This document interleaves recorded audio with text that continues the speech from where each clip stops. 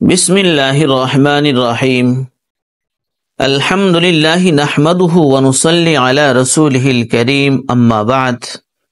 সুপ্রিয় দর্শক মণ্ডলী, আজকে এই পর্বে আমরা আলোচনা করব যে কি কি কারণে রোজা ভঙ্গ হয়ে যায়। নাম্বার 1, স্ত্রী সঙ্গম করা।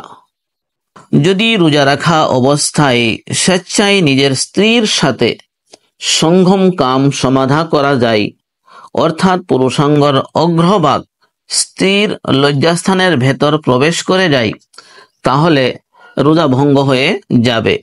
বীর্যপাত হোক বা না হোক, রমজানের পরে তার কাজা ও কাফারা আদায় করতে হবে।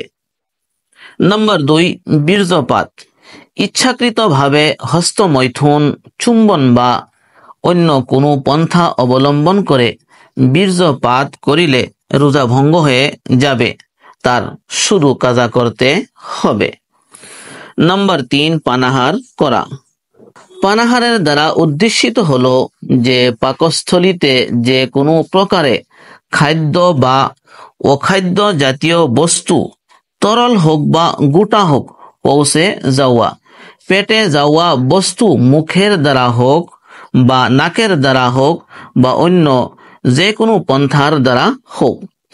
এই প্রবেশ করা বস্তু উপকারী হোক বা অপকারী, কম হোক বা বেশি হোক, রোজা ভঙ্গ হয়ে যাবে।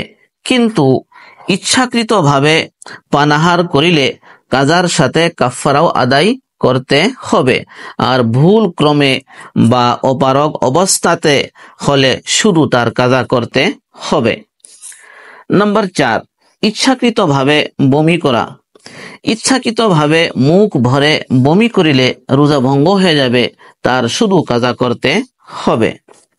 নম্বর 5, মহিলা সকলের মাসিকিয়া ঋতু বা প্রসূতি অবস্থা আরম্ভ হয়ে গেলে রোজা ভেঙে যাবে, আর তার শুধু কাজা করতে হবে।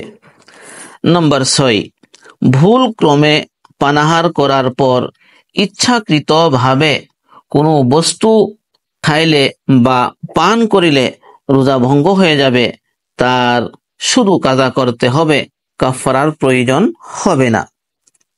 নম্বর 7, দাঁত থেকে বাহির হওয়া রক্ত যদি থুতুর সাথে মিলিত হয়ে যায় আর রক্তের পরিমাণ থুতুর পরিমাণ থেকে বেশি হয় আর পেটের ভেতর চলে যায়, তাহলে রোজা ভঙ্গ হয়ে যাবে, আর তার শুধু কাজা করতে হবে।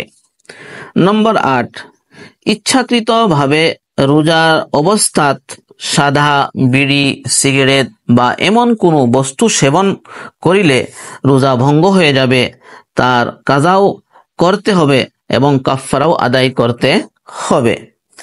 নম্বর 9, রোজার অবস্থাত নাকে বা কানে ঔষধ ব্যবহার করিলে রোজা ভঙ্গ হয়ে যাবে এবং তার শুধু কাজা করিতে হবে। নম্বর 10, ওযু বা গোসল করার সময় কুরলি করতে অনিচ্ছাকৃতভাবে পেটে পানি চলে যায়, তাহলে রোজা ভঙ্গ হয়ে যাবে, আর তার শুধু কাজা আদায় করতে হবে।